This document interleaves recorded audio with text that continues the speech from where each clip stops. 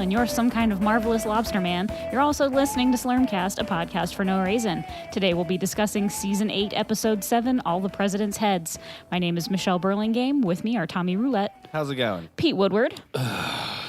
And our guest today, back for a second appearance, Shawn Ryan from Trend Kill Radio. It's almost like your sister shows. Thanks for coming back. Not only are you back for a return visit, but you are a last-minute filling guest for another damn guest who canceled almost at the last minute. You know what? I am almost always available. Like, I enjoy just staying at home, which is 5 minutes away from here. Yeah. So it's almost like home. You never find me like, oh, I'm on vacation or far. like, oh, I've got to work. No, I have a very steady job. And I try to keep my life as simple and useless as possible. I mean, the guy that was supposed to be on has apparently some dental work that's mid-process. So I get it. But it just happens a lot. I am a dental technician, so I know. We should have had you both on then. God damn it! Yeah, dental problems are no joke. I mean, they're all your nerves that connect to your teeth. If you were to look at a diagram, each tooth is like a tiny bony penis or clitoris. I understand. They're full of nerves, and they they're just sensitive. span across your entire head and go down your spine. And like you can get like if you get a major infection or something like that, like you would have parts of your body that are really not going to be in good shape. What's worse, back pain or tooth pain? Tooth, absolutely. Yeah, Michelle? I agree. Tooth pain. Because I'm 6'3", I've got just back issues just for being tall. You know. But tooth pain, oh, dude, you do not want to mess with that stuff. With back pain, you can get in like some position where it alleviates it to some sort of degree.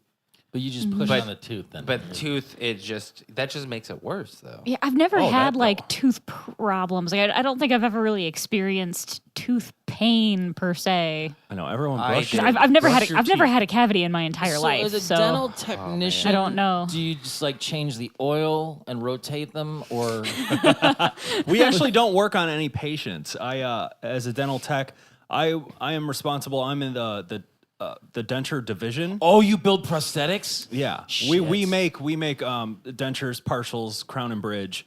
How much of your business is fake vampire fangs? Like 70%.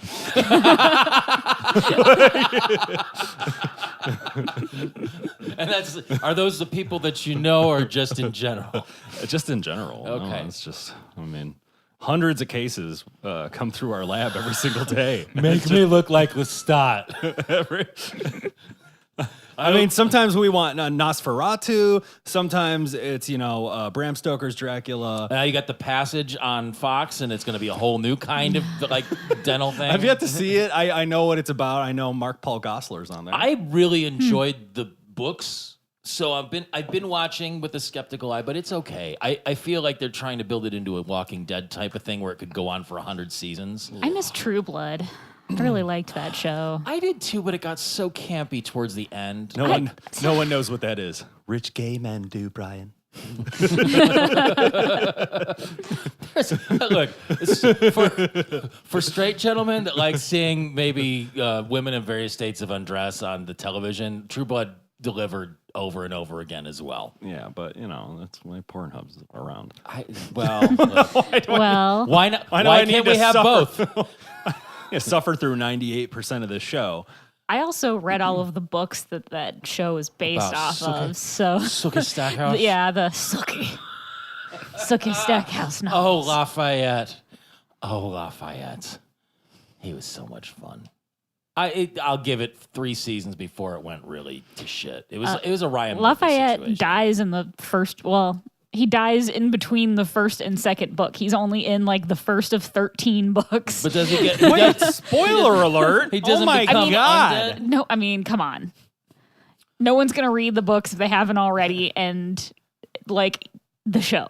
Like everyone knows that he's in the show for a very long time. So.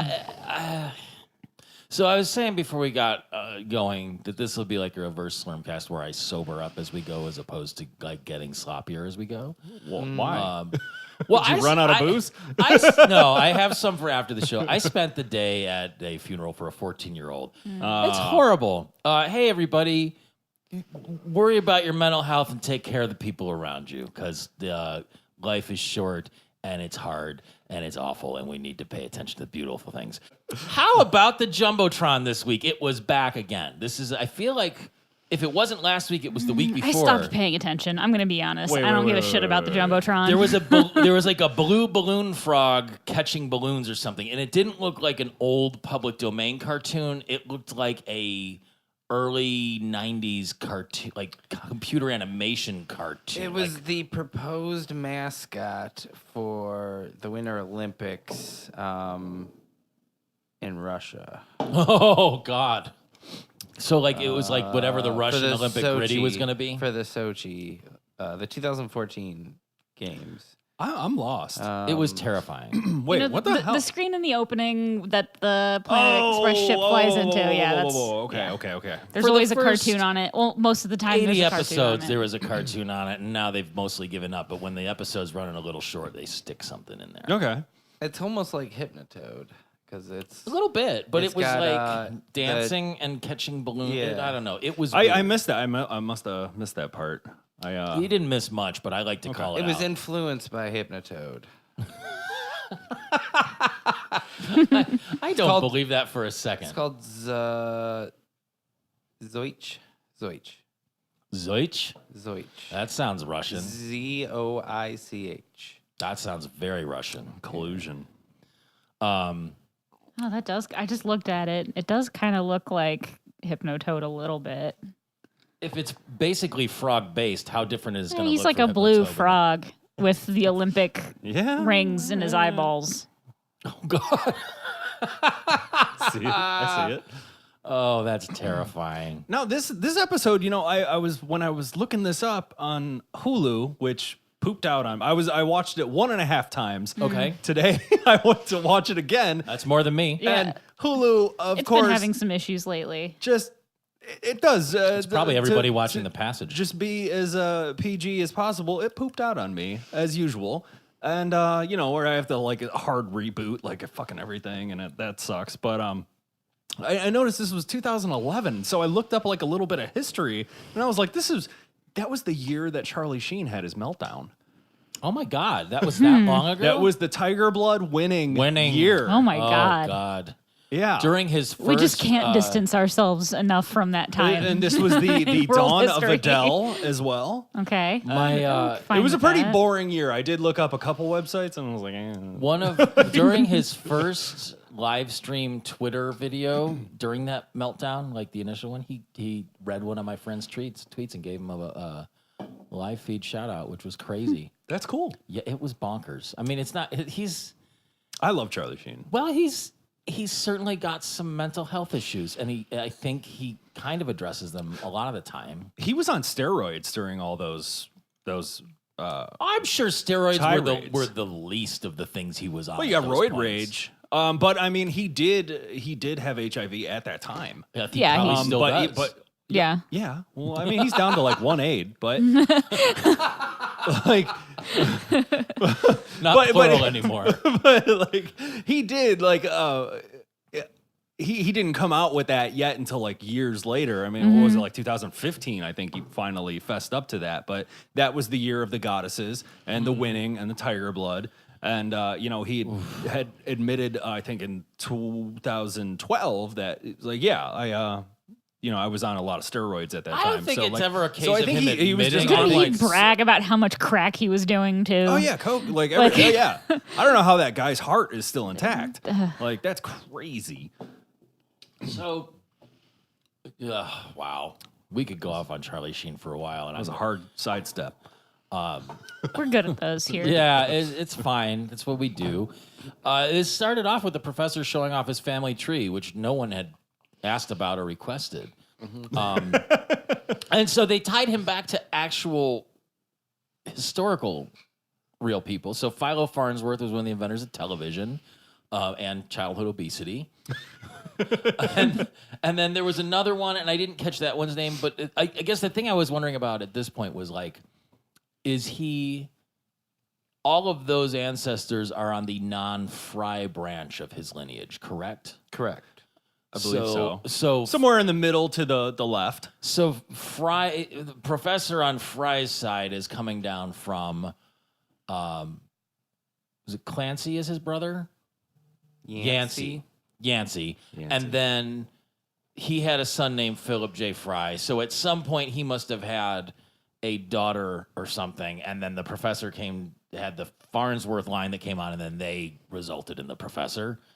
There was a lot of people on that, and a lot of them seem famous, but it also seems strange that he didn't realize that the one from the Revolutionary War was a traitor of Benedictine proportions, right? Yeah. Well, one thing I wanted to bring up, and this is what it was eerily like specific, and I was wondering, because I have said on the last show I was on, I'm more of a Simpsons guy. I love Bob's Burgers and stuff. Futurama is great. I love being on the show, and we watch it. Okay, but when Fry's branch breaks off, because it's got some fungus or something on it. It's got 17 17 beetles, and they make a point to say, why is Fry goes like, why is there 17 beetles or whatever? I can't remember the exact quote. What's with the 17 dung beetles? Yes. Yeah. Okay. Why 17? Was there any relevance that you guys picked up? No, I don't think so. No? Because that was just like a weirdly specific thing it's that he supposed said. to pick out the fact that Fry is, and this happens in episodes every once in a while. 17 A's. He's like a savant occasionally. Like he can look at it and know that there are 17 on the like dung beetles on the branch without like counting. Okay, 17. He can look at it and know 17 because he's like a weird, like savant, like autistic savant kind Mostly of brain. idiot, but a little bit savant. Yeah, but every once in a while he'll say something where you're just like, the fuck? Why would Fry know that? Or like, that was just so strangely it's so rare. specific. Well, That I I mean, was just in like, the same breath, he's going off to his night job, which he works to afford the coffee that he needs to work his night job. For his night job, yeah. And he just, This is my night job. yeah, exactly. It's now. I mean, I thought it was interesting. A, that he's working at the Head Museum. Number two, that Dr. Cahill has. She's a going night to her job night too. job, yeah. But what is her night job? I don't know. I mean, is it like a sexy night job, or is it just like she's working as a janitor or something? well, she's sexy. It would be funny if she did just do like Gravedigger or something. Well, when she comes back in, you know, later on, she's ready to party. Like, she doesn't bust him for the mess. There's this really great line after she, has the algae eaters are eating the algae off of Abraham Lincoln's beard. Fry comes in and she goes, "Hi, Lars," which is a great throwback to. I didn't even catch that. Oh my God. Yeah, she calls him Lars because go back and listen to our movie episodes and you'll understand the Lars reference. But she tells Fry, no loud noise, no head bowling, and no parties, or it'll be your ass in a jar. And then Fry goes, "I want to go to that museum." And that's my favorite line of the entire Ass show. in a Jar Museum, which made me think there's that picture of Brett Ratner reading the Big Book of Butts. It's like, I mean, I think it's a pseudo meme. Whenever he gets mentioned on AV Club or something, that's the stock photo they use. Like, the Taschen photography books that are like the Big Book of Dicks or the Big Book of Vaginas or the Big Book of Butts or whatever. They publish sort of outre art photography. Yeah. There's a picture of Brett Ratner reading the Big Book of Butts, and like whenever it's like, oh, he's gonna fuck up this franchise now, like that's the picture they put of him. And when they said the Ass in a Jar Museum, like that was the first thing that came to mind. Was like, oh, he'd be like one of the board of trustees for that or something. Known sleazebag, Brett Ratner. In hindsight, which is a bigger sleazebag, Brett Ratner or Bryan Singer? Ooh. Well, I'm gonna go with Brian. I think so too. Although he did direct one of my favorite movies. Direct or produce Trick or Treat. The old one? No, not Trick or Treat. Trick or Treat. I thought that was the one with Mark Price from Family Ties. No, that's Trick or Treat. It's got the little pumpkin-headed dude, Sam. Yeah, he's got like it's a great horror movie. Actually, Anna Paquin, going back to True Blood, she's in it. She is in it. She's not named Sookie in that. No. It was brilliantly made. There's like 3 or 4 stories that they all intertwine. Yeah, like, it's actually really pretty well good. together. I think that's part of the shame of it, just like Bill Cosby and so many other Beloved disgraced by people. goths across the world. He's made a bunch of decent movies. I mean, those old X-Men's were pretty good. Yeah.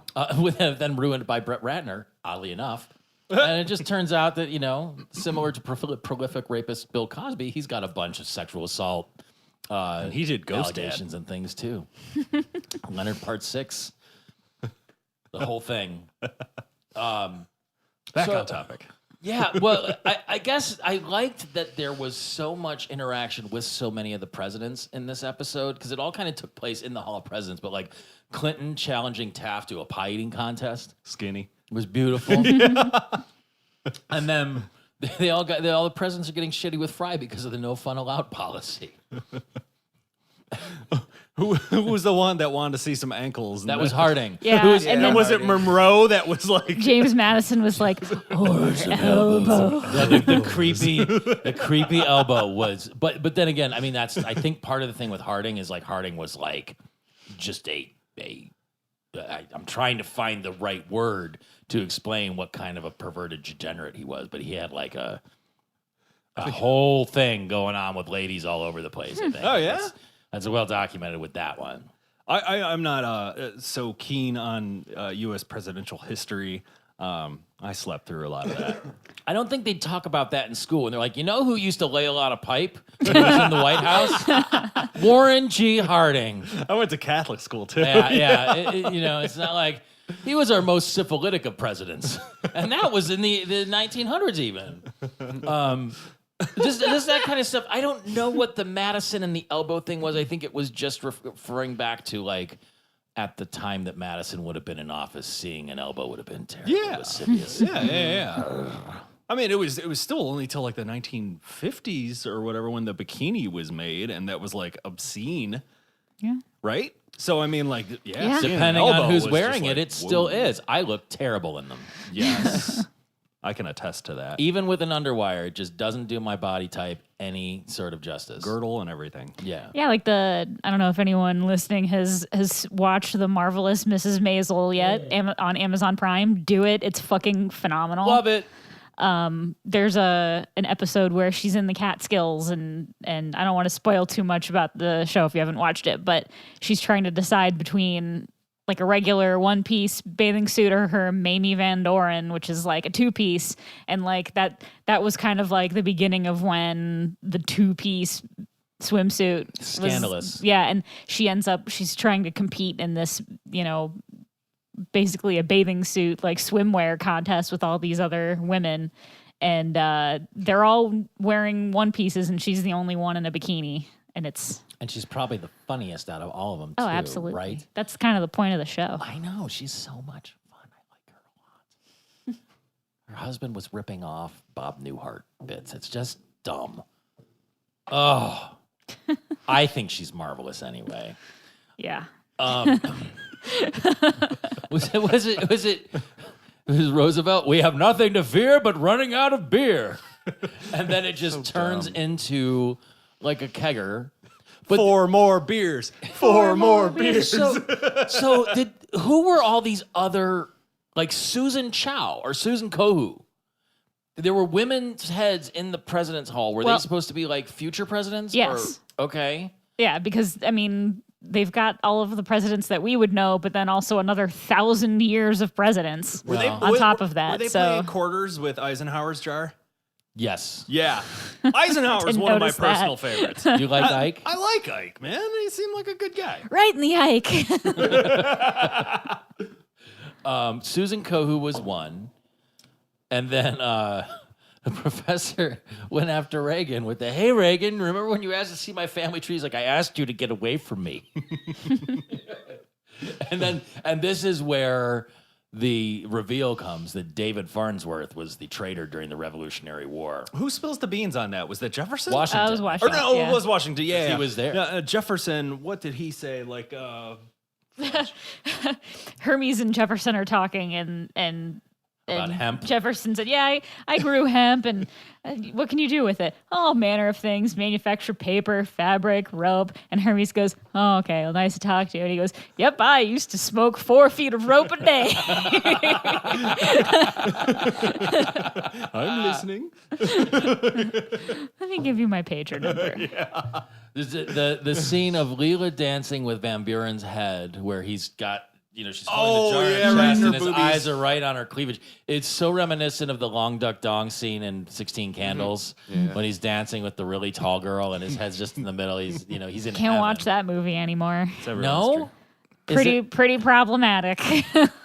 I've never seen it. really? Yeah, I don't really care to. We have it. I just don't care. I mean, okay, so the like whole Breakfast Club, like the whole Long Duck Dong about that thing is problematic. Just the character himself. these days. Some of the, I mean, I get it, but God, we just can't have nice things anymore. Really, that's what it comes down to. I mean, it's not. I mean, like, can't art be flawed? I mean, if any of the teenage girls with Audrey Hepburn Breakfast at Tiffany's posters in their dorm rooms actually watch Breakfast at Tiffany's, they will be horrified at Mickey Rooney's portrayal of an Asian man. Look, Mickey Rooney as Mr. Yashimoto is infinitely more problematic than Long Duck Dong. Right. That's what I'm saying, is that, know, if you're going to be up in arms about something. Or like looking up to Marilyn Monroe. All those chicks have the Marilyn Monroe tattoos and their the quotes, on their arms and shit like that. And it's like, Marilyn Monroe is a drug addict, home wrecker. Like she was not a good even her best friend wouldn't carry out her dying wish because she hated her so much. But that's the thing. I mean, how much she's terrible. But that sounds like a very patriarchy centric, explanation of Marilyn Monroe's thing. I'm sure she had a lot of issues. She had a lot of issues. She was probably mentally ill, very likely the subject of decades of abuse, put on drugs, I'm sure at the time by doctors, if not criminal, like literally criminal mafioso or presidential boyfriends to keep her mouth shut. Like, she was exploited. But good thing Hugh Hefner got a spot next to her in Foreverdom, huh? Yeah. Ugh. That's basically the point, I think, is it like there's a lot of stuff that is problematic, but just put it in context and enjoy it, but understand that there's problems with it. I mean, there's this movie called The Party that I loved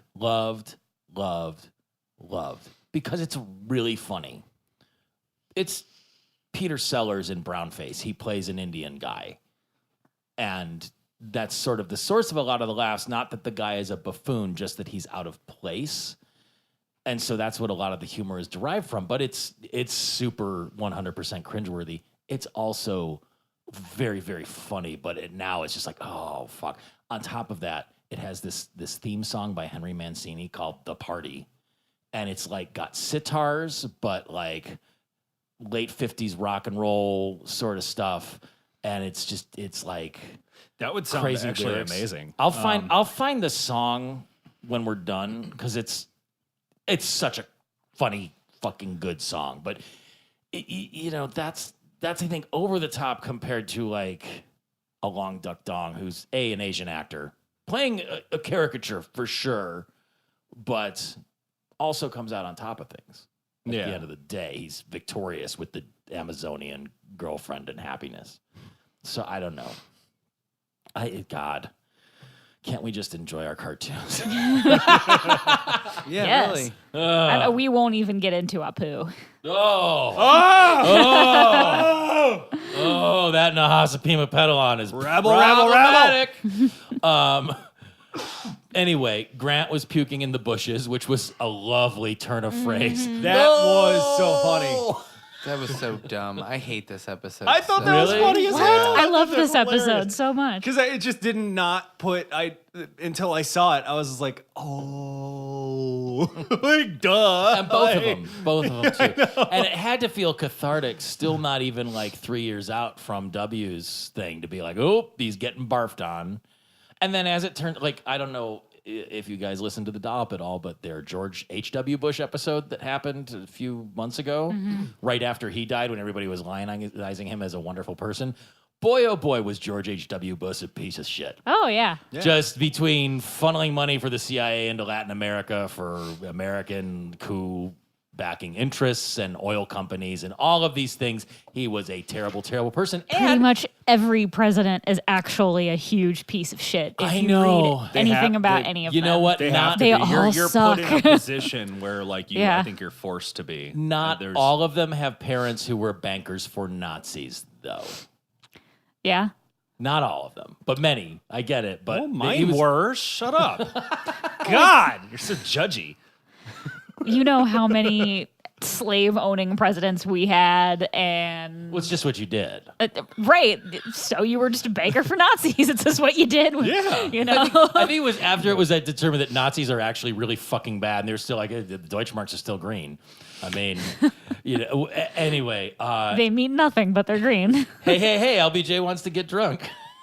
It was just all that stuff where they kind of exploited just the worst characteristics of our former leaders. I enjoyed that part of it. And in fact, I think that was better than some of the retroactive stuff that happened once they got into time travel. It's another goddamn time travel episode. And that leads off into the really the A story of the whole thing is when Zoidberg says, hey, LBJ, do you want to get drunk? And then he starts to drink LBJ. Because he's getting drunk. And the professor jumps in.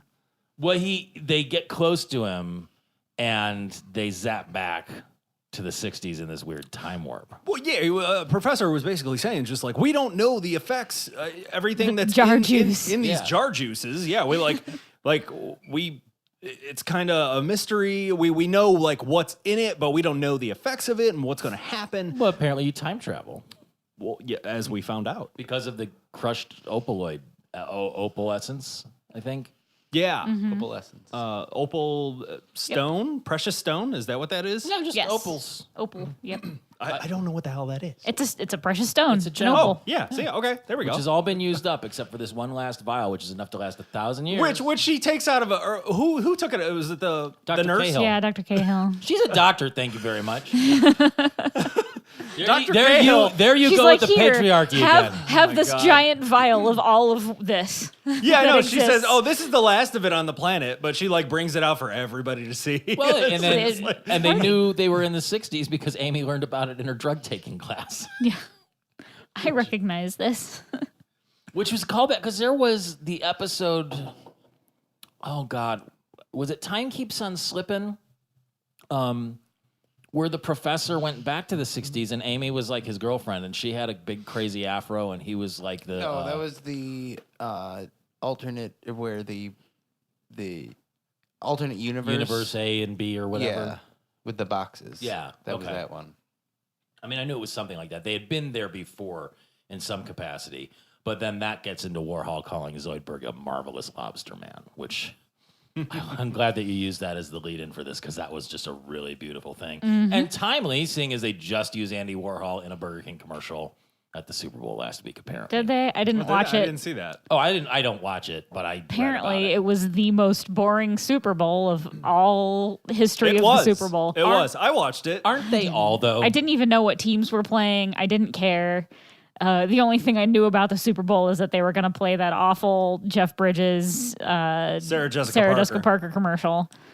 You tuned in for Maroon 5, though, right?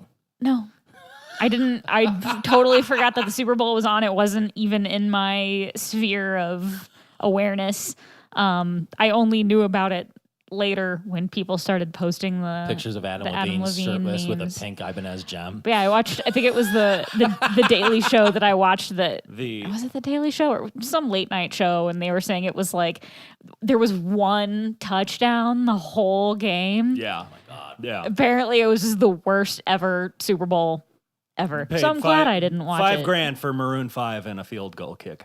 No, it was. I'm not a huge football fan or anything. I like baseball. I like my Indians. But that Like was Apu? Nahasapima Pedalon? Yep. Exactly that one right here. You can see my tattoo. Oh, dear. But I watch it just because I don't know. Why not? And Because of the snacks.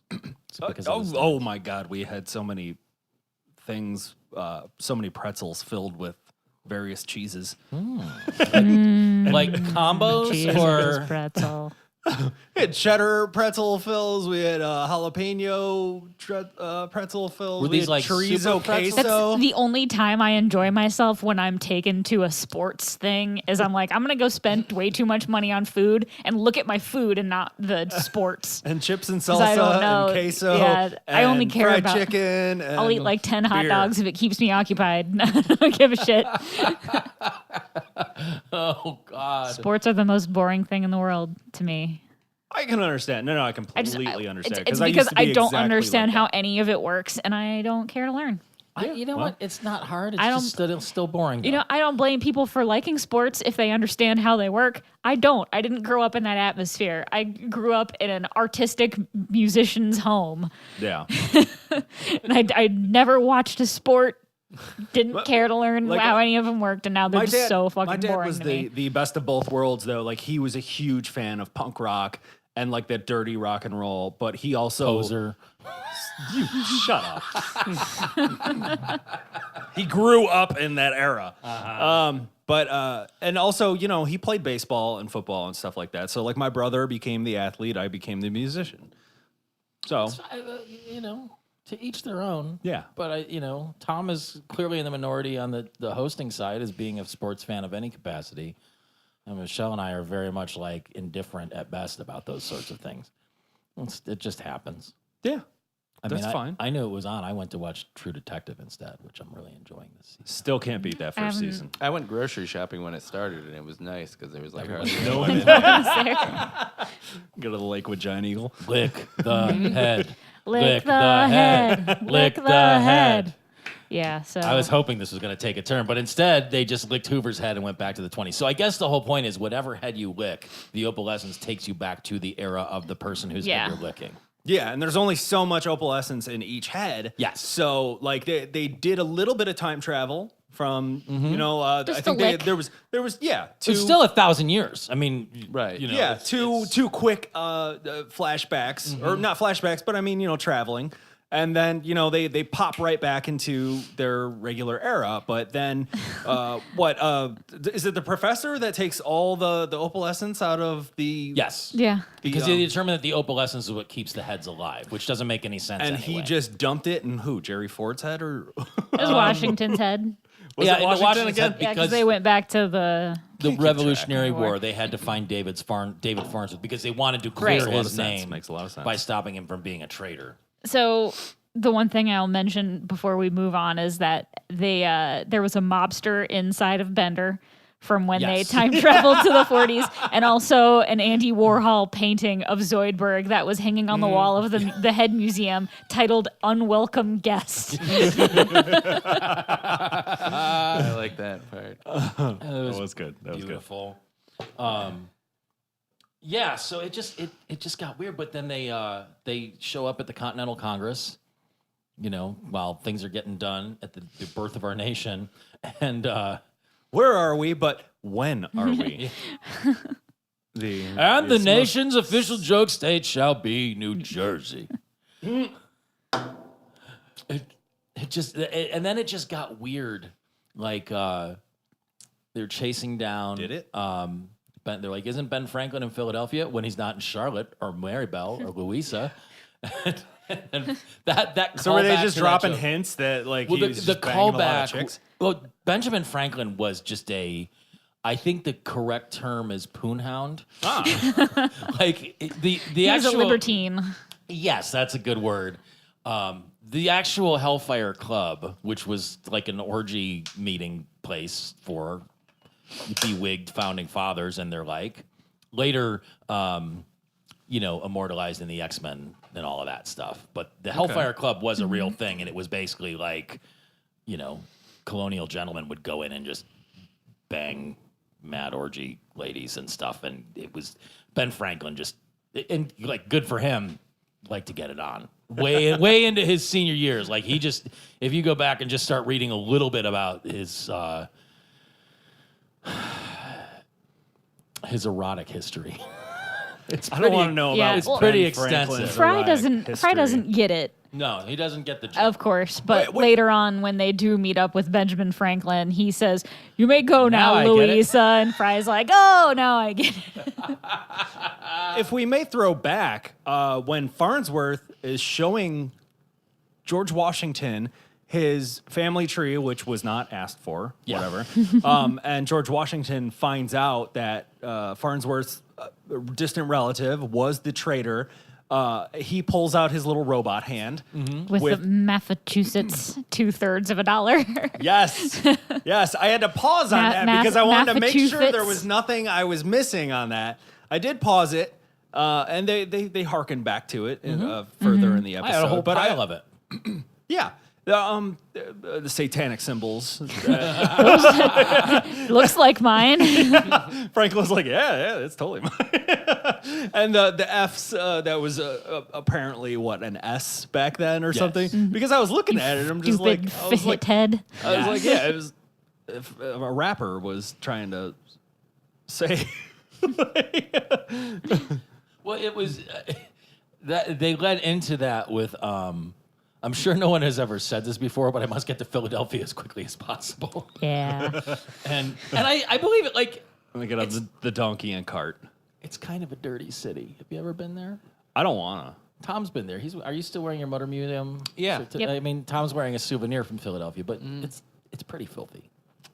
I mean, Tom's sweater or the city? Both. I mean, both. This is falling apart. This sweater. But no, it is. Yeah. Yeah. I mean, It's it's neat It's because it's fine. historic. Like it's super old. Like But to the number of buildings. places that I've been, and especially on the East Coast, it has a filth about it that yeah, it's stinky. I don't know. It's just Just look at Always Sunny. Like, it looks very dirty everywhere. There's a That's lot true. of glass pipe stores. For tobacco use only. Yes. Yeah. well, yeah. What else are you gonna smoke tobacco out of?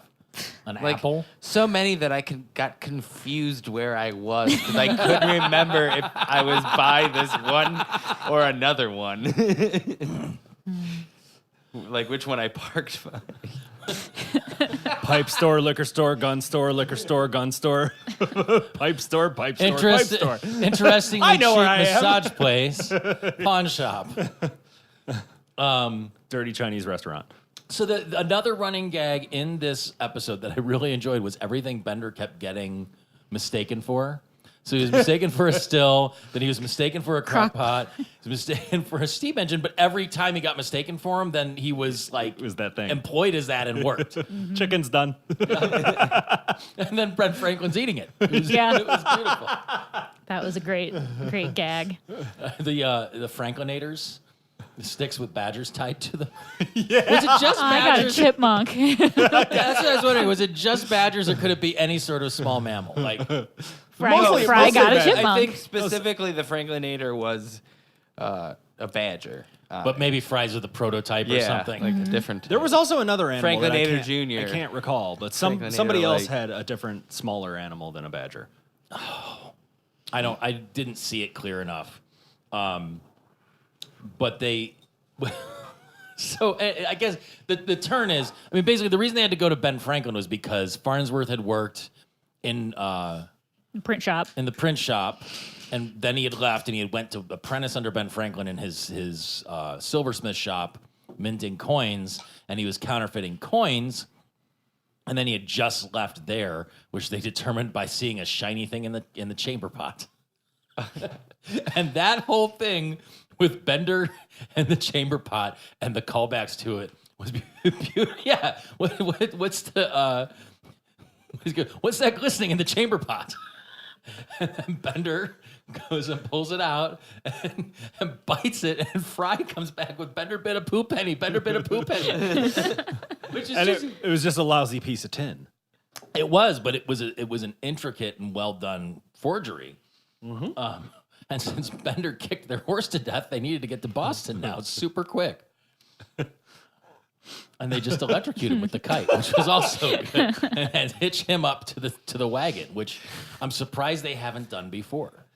Yeah. They hook up a Bender to a kite and to the wagon in place of the horse, and he keeps on getting electrocuted and like running super fast. Yeah. For like long spurts, and then it just keeps on happening and happening. What experience do you folks have with kites? None.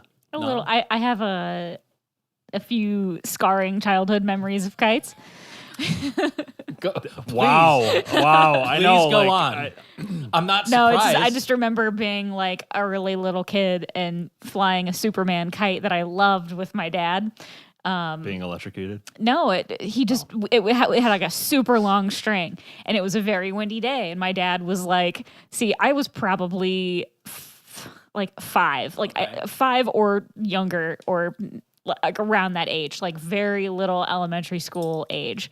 And my dad at that point would have been probably like 26 or 27, and he was like, "Let's fly it higher. Let's fly it higher. Look at how high it's gonna go."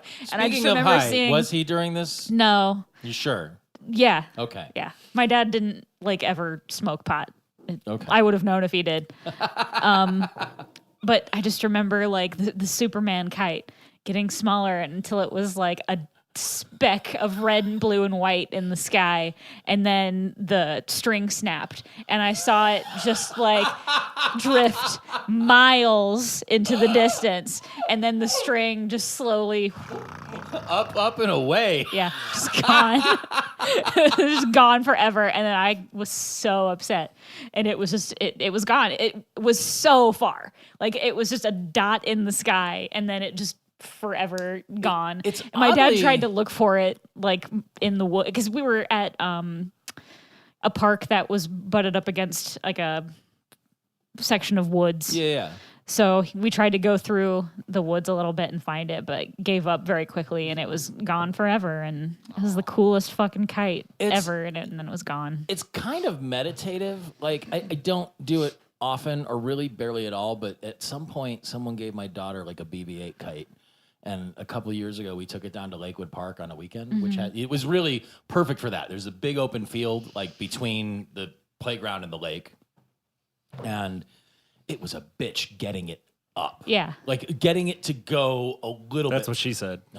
That's what I say on a daily basis. Jesus. Is there a little blue Self-burn. pill for a This kite? is 43. But once it was going and you start letting the line out, I mean, that shit would just go. And you're like getting tugged on by the wind. And I mean, it's shit. not big. It's, the kite itself is probably like as big as this computer with all the tassels and everything coming off it, you know?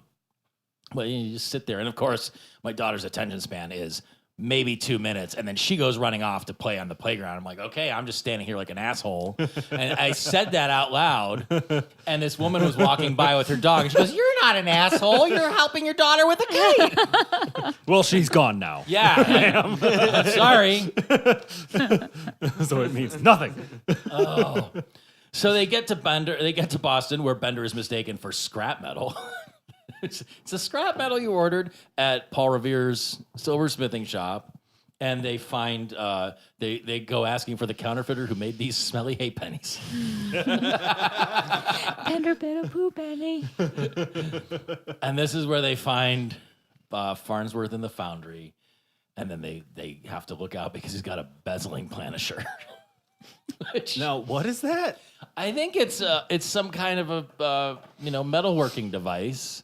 Okay. It might be one of those things where you put the grooves in the side of a coin or something. Yeah. I don't know. The way it looks is like... This may be another part that I may have just looked down for a second and it was already gone. Oh, look out! He's got a bezeling planisher, But he turned Bender into a cannon.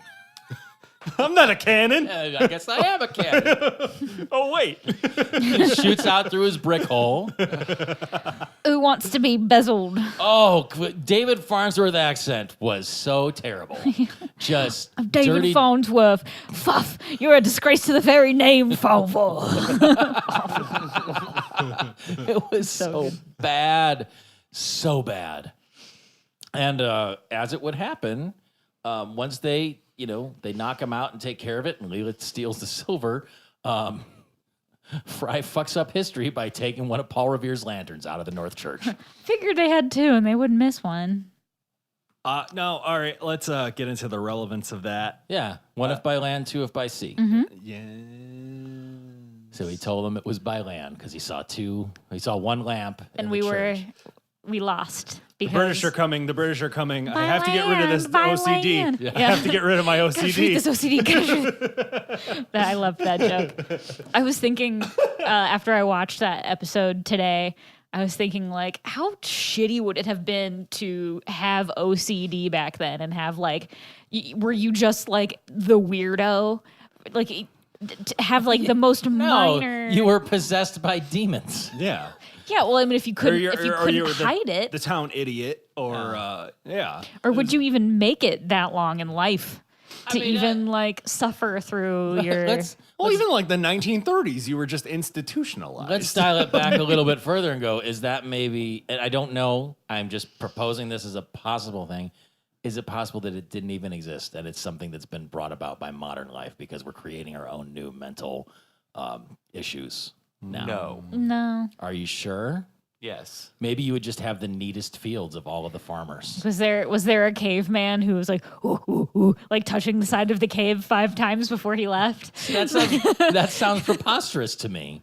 They're not checking to see if the oven's left on. Like what? And I don't know. Again, I don't know. I'm not trying to belittle the diagnosis or anything. It's just, there's like people were not addicted to social media in caveman times because it didn't exist, so it wasn't a thing. Now it might be an expression of a different kind of mental illness or addictive personality trait or something. But like, there's nobody suffered from drug addiction when there weren't any drugs. So there's always been drugs.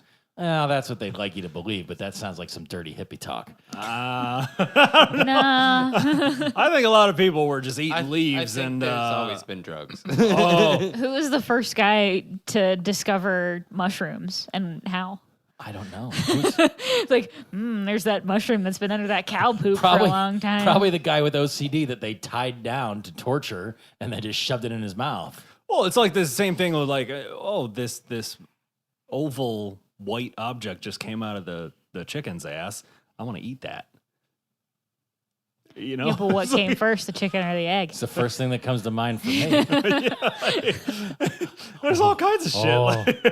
I don't know what that white first person thing to is. discover popcorn. The answer is the chicken, by the way. Scientifically proven that the chicken came first how because can the that chicken be? evolved from Who was other ballsy enough to go into dinosaurs. a beehive and just go, I'm gonna fucking eat that golden shit.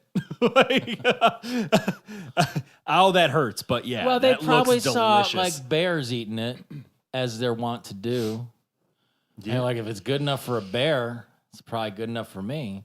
Technically, Well, wouldn't when that they're mean not stealing- the egg would be first because the first No. chicken would be hatched out of an egg. Would not necessarily a chicken egg. It would not be. It would not have been a chicken egg. could have would evolved been from another whatever animal. the animal was. I don't think the that- phrase specifies what kind of egg it is, though. I'll find it. I found it was an article that I read that.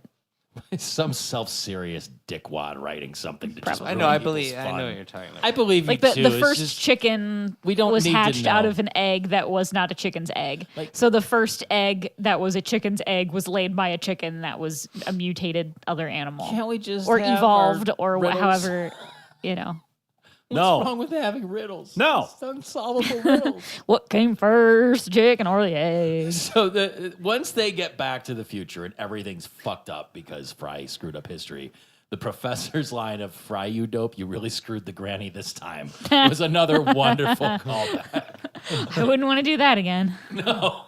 And then they're all British because they changed history too much. And the interesting thing when they did the external shot and everything's all fucked up, there was a Doctor Who Tom Baker that ran out of the ship Yeah. into a TARDIS. They did it. And when they referred to the Revolutionary War, it was just known as the Colonial Dust-Up. Did you catch that Zoidberg walked like he was in the Ministry of Silly Walks? Yes. Which was another super subtle thing, like the total Monty Python gag with Zoidberg. It was perfect. He was like, I've never been a fan of British humor. oh God, I just don't. You're uninvited. I know. I know. Like, we're just you gonna guys erase you really, out of this episode. Really strike me as the British humor. fans, but I don't. I just don't find it funny. I don't. Like the British Office. I don't even find the Office The British funny. Office is fucking horrible. Yeah, but even Hot like take. The British It's awful. Office is even worse. It was fine. And It that's got an eclipsed. unpopular opinion because so many people love The Office. I found Parks and Rec a lot better. Yeah, You need to I watch agree. A Fish Called Fight Me. Wanda. Start with Brad there. Pitt? No. With John Cleese, Jamie Lee Curtis, Michael Palin, and Kevin Kline. Oh God. It's Okay. It's a comedic heist movie. Kevin Kline won an Oscar for his portrayal as a masochistic hitman. I'll send you a list of shows to watch Yeah. that you would like. Spaced is probably a good one. Eh. You don't like Spaced? No? Nah. I don't know. I dig that too. Fight. Green Wing. I mean, if we're talking British humor, if you want it to actually be funny, there are a lot better shows than Spaced. I don't think Spaced is funny at all. Spaced has some funny bits. We'll revisit. You're not invited back here anymore anyway, so it's all going to be academic anyhow. Joke. The hell did I do? You have terrible tastes. Taste is objective and yours is wrong. I just Sorry, I'm American. no. We're all in West Britannia now. I do like that Hermes is wearing a Manchester United shirt instead of like his normal No, Jamaican. it was Manhattan United. Was it I think Manhattan? Tom's Yeah, right. it was Manhattan. I think it was United. but it was like a football. it was the same shirt as the Football. Manchester, the Man United. Because it's a joke of Manchester, Manhattan. I mean, some of the little cutaway stuff, like the Hitchcock Memorial with all the birds on it instead of the Lincoln Memorial, and then Duncan Crumpets, and the Declaration of Dependence. Quite. Which was, I mean, that's a totally British thing to do. It'd be like, you're going to sign a Declaration of Dependence now that you've been naughty. The transcript for this episode after this point, Zoidberg is now named Zoid Smythe. In the transcript, it doesn't say Zoidberg; it says Zoid Smythe. Now, the question is, now that England never lost to the U.S. and they owned basically a giant majority of the world, And two parking approximately around spaces in Japan. 80%. Did they take over the rest? Did they maintain their stance on the rest of the world? Well, at that point, they still had it. And one of the reasons they don't have it now. Was it after we kicked their ass where they were just like, "Oh, dude, we are screwed Well, everywhere"? no, I mean, look, the British were still occupying India in the 40s and 50s. They still own Canada, technically. I mean, Speaking? Yeah. kind of. Sorry to all you Canadians out there. I know you guys worship Bow to the Queen. maple syrup, but I mean the But Queen. it's more out of politeness as opposed to actual obligation. Like Australia is still a Commonwealth. Canada's just so nice. Yeah, They're just like, we don't want to tell them we don't care. So you know, she's a nice lady. that is such a funny point. Yep. So Amy's serving up some stuffed kippas. And let's see. Farnsworth finds out that he's got he's the Queen's consort. Oh, they don't do He's a her any duke. favors. David Farnsworth, the old Revolutionary era Farnsworth. Yeah, he was smothered made a duke. Washington. Yeah, he was made a duke. So now Professor he's the royal consort, as all the Farnsworth have been for centuries. He has massive land holdings. Bender has fucked up teeth, Yeah, despite the fact that he's a robot. universal health care. Let's see. So the Queen is here for her weekly visits. Oh, it was beautiful. Well, why is the Queen like a Alice in Wonderland red queen, off with her head type queen? I mean, Yeah, she I was didn't a really beast. understand why that was. I mean, I think it's almost stranger that the Queen is hanging out in West Britannia instead of in England proper. But I think just to make her theoretically sexually unattractive and repulsive so that the Professor wouldn't Just be. like every queen before her. But the thing is, the Professor's like into Mom, and she's pretty crazy too. spry. Well, when she doesn't have the fat suit on. yeah, she's a cat suit leather boots kind of crazy, not like an actual. Yeah, but why are those elephant Crazy. skins on the floor? I mean, they both, once that comes off, it's just loose collagen and, you know. I don't know. I mean, you know what? That sounds attractive to me. I don't know what you're talking about. Elephant skins? It's from the episode where I think it might have been Mother's Day, where the professor and mom are off in the cabin in the woods. He comes back to woo her, and somebody walks into the room and they're like, "Why are those elephant skins on the floor?" And it's because they're naked on the ground, with, doing it. Mm-hmm. Or maybe they were just resting. Because they're all wrinkly and like. Yeah, no, I know, but why are you bringing that up? I'm now? saying like the professor is like all repulsed by the queen, who is theoretically repulsive, but is she compared to mom? Well, I everyone's think it's got their different. different kink. Yeah, I think it's different Yeah. because mom and professor have a history from, I guess. Previous seasons. before they were elephant skins. Close your eyes and think of England. That's all you need to worry about. Well, so he notices that in the queen's crown, she's got an Andamuka opal. And it's And gigantic. she says he crowned me in the knickers and nicked me the crown. And then they escape to the Ed Museum. The Ed Museum. So Smitty and Earl make an appearance, alternate Smitty and Earl. Freezer will be forced to continue chasing you since we don't carry guns. Indubitably. That was a great beautiful. one. And then when they crush the opal, they have Bender's stamp on it. They put it in the vial. And they find the Farnsworth head. He's married to one of the Spice Girls, but he doesn't know which one.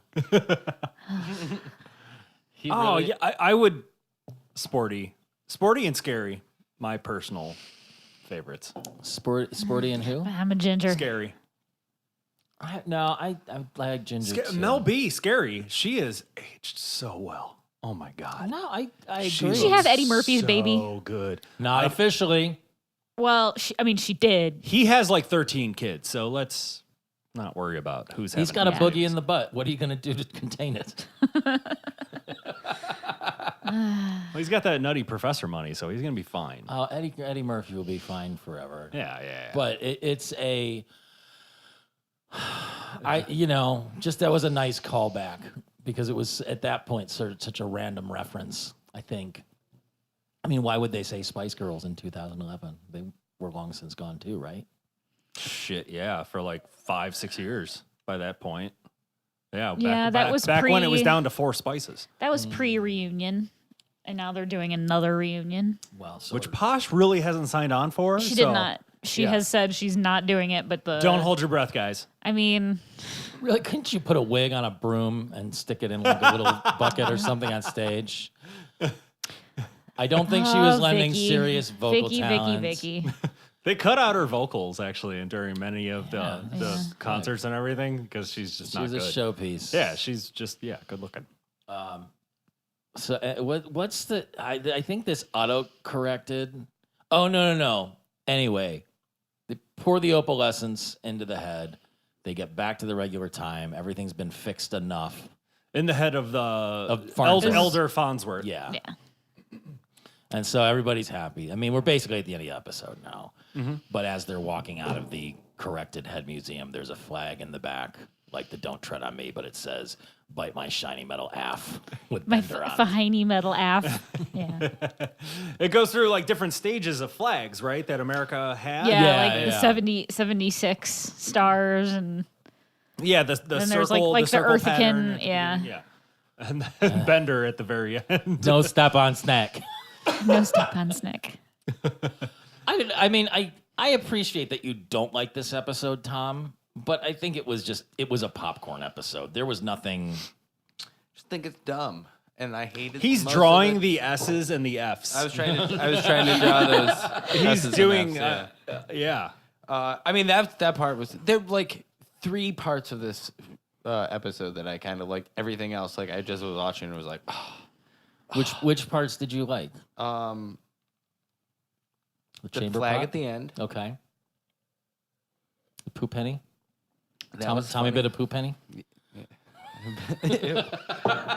Which That whole thing reminds me of, and this would have been after that anyway.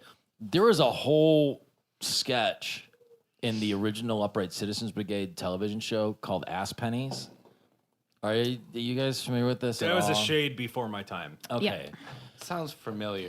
I remember my parents watching it, but I was so too good. young. It's so Yeah, good. we're 12 years apart. You need to dig it up. But the sketches, these two guys on a golf course, and the one's talking about like how he achieved all of his success and everything, and the guy's like, "What's your secret?" He's like, "Ass pennies." And it's all he's like, it's about him sticking pennies up his ass and holding them there, and the more pennies he gets up there, like the more powerful he gets. And so going back into like the poo pennies and everything, it was just like, oh, this is great. They're doing a callback. I to should really Ass go Pennies. back and watch that show. Who was on that though? Like some. Amy Poehler, right? She was on it. It was the original The Upright UCBers, Citizens yeah. Brigade founders, Amy Poehler, Matt Walsh, Matt Besser, and Ian Roberts, who have been in literally every fucking thing. Like they are. If you go to It their wasn't IMDb Ian Black. No. Okay. No, that he was in the States, Viva Variety, Stella. Okay, yeah, Stella. like I just remember being a kid and like knowing that was definitely on like Comedy Central Yes. at some point. At the same time. like at the dawn of Comedy Central. I've been watching Mr. Show. Yes. That show does not always hold up. Since we've gotten to it already on this episode about things that Problematic. are pretty problematic. There are a lot of shit. There are a lot of jokes on that show where I was just like, you couldn't even put that on HBO now. What, you like could Wicked never. Scepter? Karen could never- Gilgariff. Yeah, that's why I've been Kilgariff watching worked it. on that I've been looking out for the Karen Kilgariff cameos and a bunch of sketches. I was and just telling someone about Jack, this like today. baby Jack Black, is in like every Don't put your dick in episode. these holes. Yeah. Don't put your dick in these holes. Yeah, it's so good. He's like 20 years old. He's so little. Sarah Silverman was in that one. She's too. also like a teenager. And if, like and if 20 you years listen old. to the commentary, like Maynard and Adam from Tool are in the audience in that first season when they're filming the episodes. Like it's Like, I read something about David Cross up until like the last season of Mr. Show was still paying off his student loans. that sounds about Like, right. because they were making no money. HBO was a nothing channel, and he was making no money. Wow. That one's fantastic. And if you're gonna do the research on that, definitely track down the Ben Stiller show. Yeah. I gotta check that one out. I've already Those are gone like through one or all two the seasons, There's right? one season. There's 13 episodes. gone through all the Dana Carvey show episodes a couple times now. Some of the Ben Stiller show stuff, the references may be a little dated. I would suggest that they still hold up and are funny as hell. But that was like a proto Mr. Show because it was David Cross and Bob Odenkirk writing it. But then you also had Janine Garofalo, Ben Stiller, Judd Apatow was a writer and producer on that. Yeah. Dana Gould was on it. I mean, like it was one of those writer rooms where everyone kind of it split into like Mr. Show and Larry Sanders. Yeah, like the Dana Carvey show that she just brought up, like that had nothing but A-list, like Steve Now- Carell. Yeah, Steve Carell, Louis C.K. Stephen Another Colbert, disgraced Louis comic. C.K. You know what? Whatever. You know what? Louis C.K. was very funny at his time or whatever. Yeah. And you know, He sorry, was- you know what? He's made some great not- shows yeah, too, and he's it's- made some really shitty shows. Louis was a really good show, and but I mean, He made Pootie Tang. But I get it. Louis, you know, like once you finally found out that those weren't jokes, that like Right. everything he was talking about was just like Real. absolutely totally real. That's when then it stopped it's being not funny. as funny. Look, Yeah. But like Bill, you know what? Bill Cosby has I- whole bits on albums about Spanish Fly. It's just, and he's just, didn't you feel all lovey-dovey? And you're like, God damn, that does not hold up well in hindsight. The funny thing is with that Mr. Show reference is just this week, a friend of mine in New York sends me this text with like a 10-second video clip on it. And he's like, well, I got something in common with Bob and David now. And I'm watching, I'm like, what the fuck is it? And it's some dream sequence where this guy is walking past a steel drum orchestra. Well, and my friend plays in a steel drum orchestra in New York, and then the guy wakes up, he's in a dream sequence, and it's high maintenance. So he's like, oh, I'm on a HBO in a weird comedy show now. Like, it all just tied together with that. And then today, like literally 2 hours ago, I was telling someone about my favorite gag ever from Mr. Show is Karen Kilgariff. And it's in the episode with the gang war between the ventriloquists, the East Coast and the West Coast I don't think I'm at ventriloquists. that one yet. She has this line and just she's I don't think I can spoil it because it's all so ridiculous. But it's the point is there is a Biggie Tupac style feud with murders and everything between ventriloquists. And she plays one of their wives, and like her husband got killed or something. Wait, and she's just, wait, the dummies or the people? both. And she's got a press conference, but she's made to look like kind of an older middle-aged lady. She's got like a glass of scotch, and is just like slurring. She's like, "Oh, you man." And that's it. Like, and I didn't even do that justice. Like when you get to it, you're like, "Fuck, that is the most beautiful thing I've ever seen." Like it's just, I just want to meet her so I can be like, that is my favorite thing ever, because the delivery is just perfect. We should have talked about this for an hour instead of all that other shit. You know what? In hindsight, okay, so like that Futurama episode, I really did enjoy that. I thought that was very fun. It was enjoyable. It had a lot of like just little subtle jokes and stuff like that, and a lot of throwbacks. And I really did. You know, I had fun with it. I thought it was cute. You know, like, was it like the best episode of anything ever? No. Well, but I mean, you know, like they were in the, what is that? Is it the 8th season? Yes. Yeah. We're on the downslope into oblivion. Yeah, like I said, 2011, that was a hard time for everybody, man. You know, I did like this episode. We were all going through our trials and tribulations. This is one that I always remembered as being like one of the better ones in my opinion. I mean, the Comedy Central. That's good. Yeah, episodes. because you know when you have so many episodes of a certain show, you know, not everything is going to be a fucking home run. Yeah. But I liked it. I thought this was better than the confusing fucking episode that I was first guested on. Which one did you do the first time? I don't even remember. Did it involve time travel? I think it was. The professor came up with like a thing where they would switch personalities. And so, like, it had the math. Leela, yeah. like the Globetrotters figured it out at the out. end.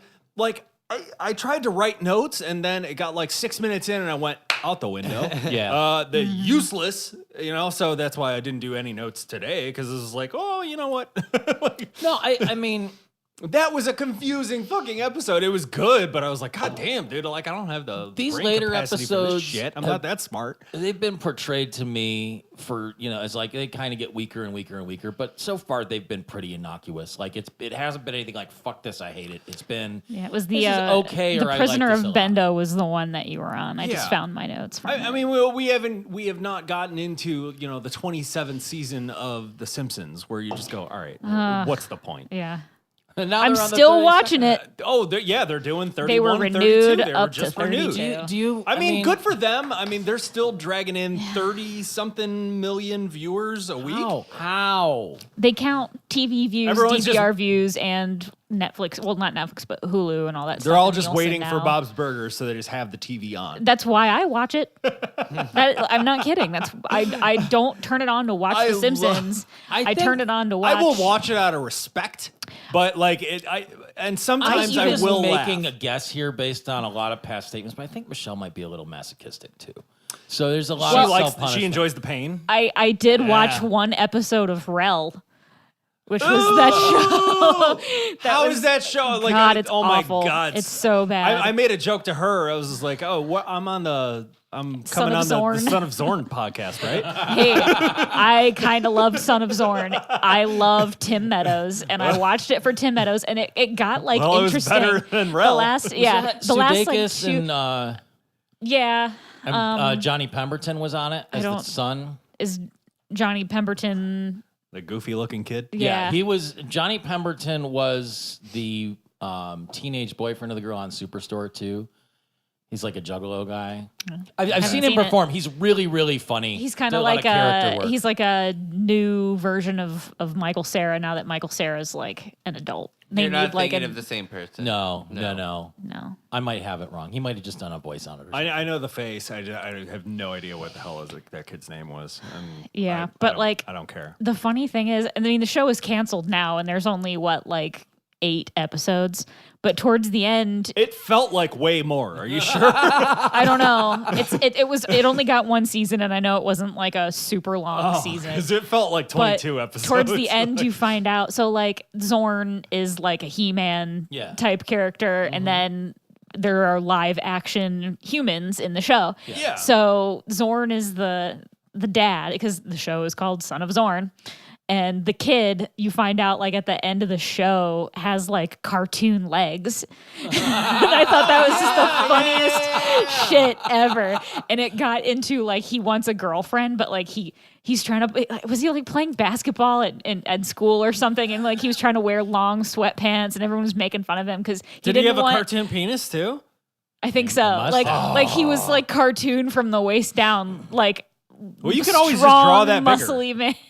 I kind of like that show. That would work in your favor though, because you could just go right. like, I can draw and erase. He's however looking at a long glass that's half full instead of one. Listeners, I go half watch empty it. instead of Go half watch full. Son of Zorn. It's on Hulu. Tell me I'm wrong, or tell me I'm right. It's, but well, you know what? The whole point gotta is wrap that this up. it was better than Rel. Yeah, You know, yeah, it was way better It's than not Rel. a good show. It's not. It's not Which- a great show. Maybe a laugh or two per episode. But I mean, that's the same thing saying for The Simpsons these days. There you go. You know, but I mean, The Simpsons were just so ingratiated into it that it's just, you know, I have a Homer Simpson tattoo. You know, like it's just, that's my life. Homer Simpson made me eat the spiciest food I've ever had, and that's a story for another day. There are drink a candle? 39 realistic, real life, real name Homer Simpsons in America. I believe it. 39. I just read that today. Shoot. I just spaced out. Anyway, Happens to me on my show every time. No. Thank you for coming on. Thank you again for being a last minute guest after a cancellation. You're welcome. Anything to Thank you plug? for having me. You've got Trendkill Radio. What's the status with that? Trendkill Radio, we took a little bit of a vacation, a Christmas break, if you will, and we have just come back for our second season, and we are 2 episodes into it right now. We will be filming another one on Saturday, which will be out Tuesday on Facebook, Wednesday on YouTube. But yeah, it is a rock news show, and we always throw in a bunch of funny clips from clearly cartoons. Yes. Simpsons, Bob's Burgers, everything like. Anything you can do to skirt that copyright stuff. It's fair use below this. I steal so much stuff. I do. But it's all very funny, and you know, like what it's informative, and you have laughs, and we keep it short. What you know, more could you want? We try and do anywhere from 10 to 15 minutes or whatever. Actually, her idea was to keep it that short because we were doing like an hour at one point and then like a half hour, but we are visual though. So Yeah. like on YouTube, it's totally different than doing a podcast like you guys You're are. welcome. No, thank you very much. I mean, no. That was seriously my inspiration for just going. I'm so sick of doing all the editing for this insanely long show, and you know, merging in clips and all this kind of shit. But I mean, you know, we're talking about Mark Hoppus's new band and the new Bring Me the Horizon and Kiss drama. That just came out. Kiss drama and Ozzy Osbourne drama, and like over the past 2 episodes, we span a lot of you know, classic stuff all the way up until absolutely today. Perfect. So that is Trendkill Radio. You can find us on Facebook at Trendkill Radio 216.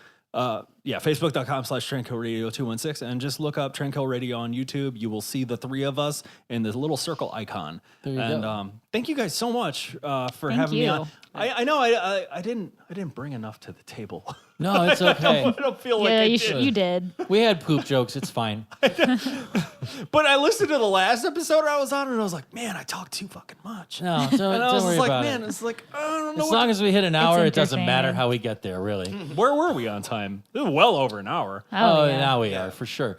Well, on that note, we can be found at slurmcast.com, where we've got a link to all of our episodes and our TeePublic shop as soon as Tom fixes the link that he's being berated to fix by our friends at TeePublic. God damn it, Tom. You can email us at slurmcastpod@gmail.com. Hold your shit, Savannah. He's doing it. We're on Twitter and Instagram at slurmcastpod. We're on Facebook. You can rate and review us in iTunes. You can call us at 216-438-1077 or text us there too. I think that's everything. I said it really fast and I want to start drinking again. Is everybody else good? I'm good. Yep. All right. Bye. Bye. Whoop, whoop, whoop, whoop, whoop, whoop.